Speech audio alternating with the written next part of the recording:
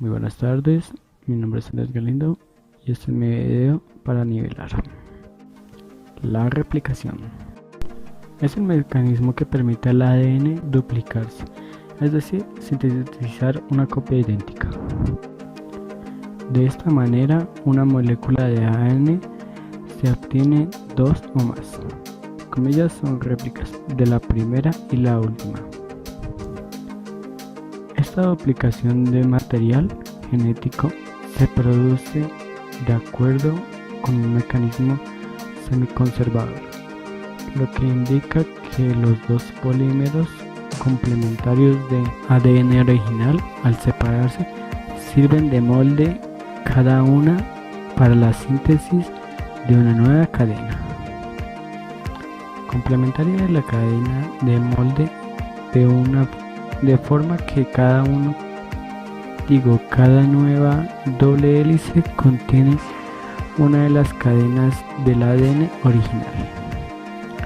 Gracias a la complementación entre bases que forman la secuencia de cada una de las cadenas de ADN original, gracias a la complementación entre bases que forman la secuencia de cada una de las cadenas del ADN, tiene la importante propiedad de reproducirse idénticamente, lo que permite que la información genética se transmita de una célula madre a las células hijas, y es que la base de la herencia de material genético. Transcripción es el primer proceso de la expresión genética mediante la cual se transfiere la información contenida en la secuencia del ADN hacia la secuencia de proteína utilizando diversos ARN como intermediarios. Durante la transcripción genética, las secuelas de ADN son copiadas a ARN mediante una enzima llamada ARN polimerasa, entre comillas ARNP, la cual sintetiza un ARN mensajero que mantiene la información de la secuencia del ADN. De esta manera, la transcripción del ADN también podría llamarse síntesis del ADN mensajero. Síntesis de proteínas.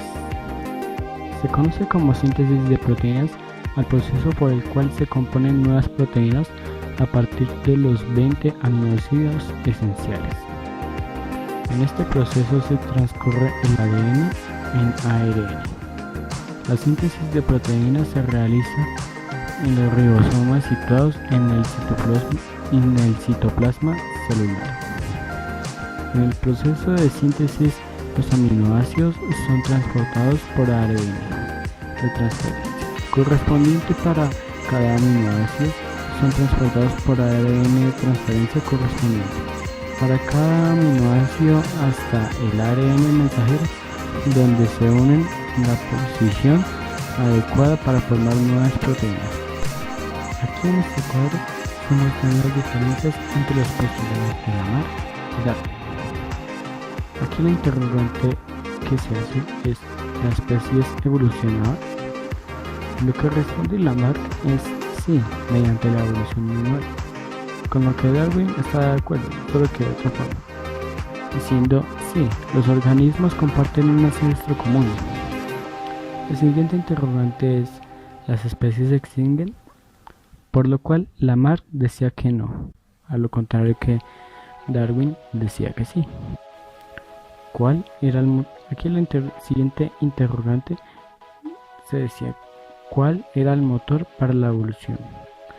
Aquí Lamarck decía que el motor de la evolución era la tendencia natural a la perfección de las especies, lo contrario que Darwin decía: el motor de la evolución era la selección natural. El siguiente interrogante que se hace es: ¿los cambios son graduales y continuos? A lo que Lamarck responde sí, como Darwin también afirma que los cambios son graduales y continuos. La siguiente interrogante es: ¿existe variabilidad dentro de las poblaciones? A lo que Lamarck responde que no. A lo contrario, Darwin dice que sí, existen que existe variabilidad dentro de las poblaciones sobre las que actúa la selección natural. La siguiente interrogante es: ¿existe herencia de los caracteres adquiridos? A lo cual los dos afirman esta pregunta. Aquí la siguiente interrogante es: ¿el ambiente introduce cambios? A lo que Lamarck responde: sí, el ambiente inducía los cambios en el organismo. A lo contrario que Darwin responde: no, el ambiente no induce los cambios, sino que solo selecciona los individuos portadores con los caracteres más favorables. Por lo cual, la siguiente interrogante es: ¿creen en el uso y desuso de los órganos como posible fuente de variabilidad? A lo cual los dos responden que sí. Ahora vamos a hablar del eón fanerozoico. Este eón, llamado el eón fanerozoico, tiene tres eras, las cuales son la paleozoica, la mesozoica y la cenozoica. Lo cual estas tres eras también tienen sus periodos. Lo cual el paleozoico, que duró hace 541 millones de años a 252 millones de años, tuvo el cámbrico, que duró de hace 541 millones de años a 485 millones de años. El ordovídico, que duró hace 485 millones de años a 444 millones de años. El silúrico, que inició hace 444 millones de años y terminó hace 419 millones de años. El devónico, que inició hace 419 millones de años y terminó hace 354 millones de años. El carbonífero, que inició hace 354 millones de años y terminó hace 299 millones de años. A lo que viene el último, que es el pérmico, que inició hace 299 millones de años y terminó hace 252 millones de años. Lo cual aquí viene el siguiente, que es el mesozoico, que inicia hace 252 millones de años y termina hace 65 millones de años, que inicia con el periodo Triásico, que inició hace 251 millones de años y terminó hace 201 millones de años. Para lo que viene el Jurásico, que inició hace 201 millones de años y termina hace 145 millones de años. Por lo que viene el último, que fue el Cretáceo, que inició hace 145 millones de años y termina hace 65 millones de años. Por lo que aquí viene la última era, que inició hace 65 millones de años y termina, que concluye hasta ahora.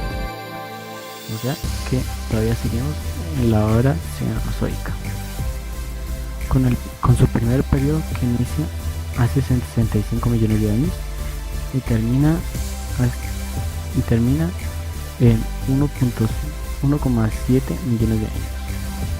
Y por lo cual el último, que es en el que estamos, que inicia hace 1,7 millones de años y se divide hasta ahora, que es el cuaternario.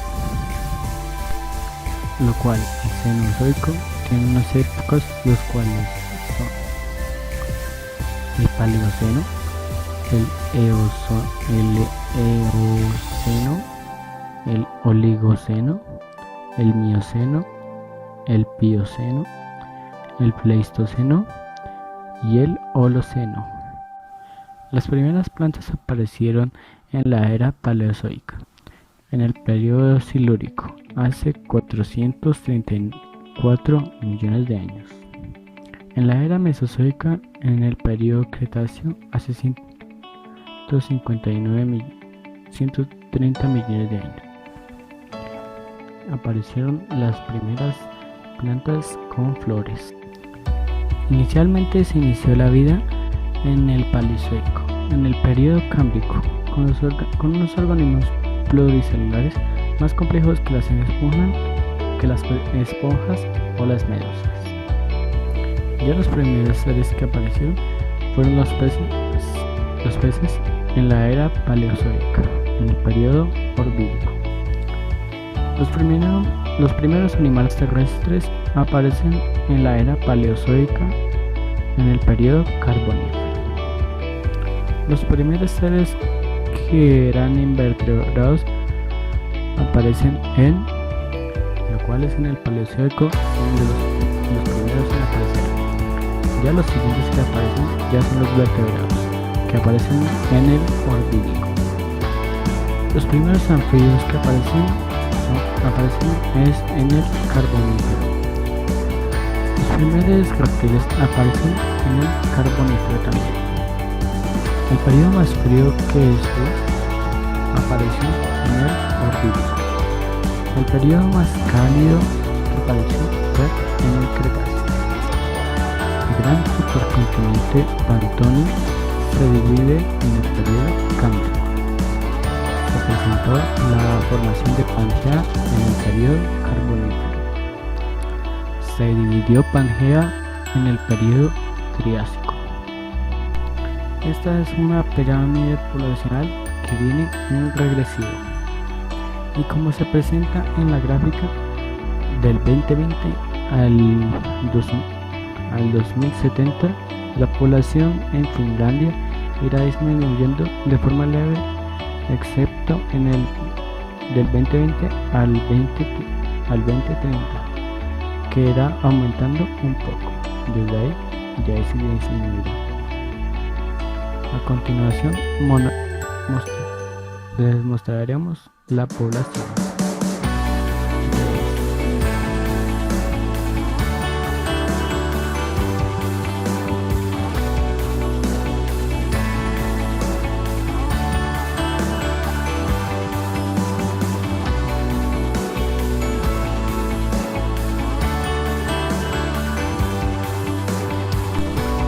Por lo cual este es despoblado, porque ya la población es menor a 1.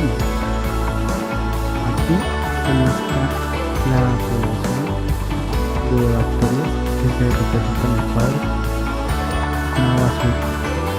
Esto es un crecimiento exponencial, ya que aquí, como se ve en el primero, va creciendo de forma mínima. Ya en el segundo día sigue igual, pero ya con un poco más de población. En el tercer día es cuando se presenta el crecimiento, que va de forma rápida, que va aumentando más. Ya en el cuarto día es cuando se dispara la población, que empieza a crecer más alto, por lo cual ya, como mostramos en el quinto día, la población llega a 820, por lo cual esto es un crecimiento exponencial.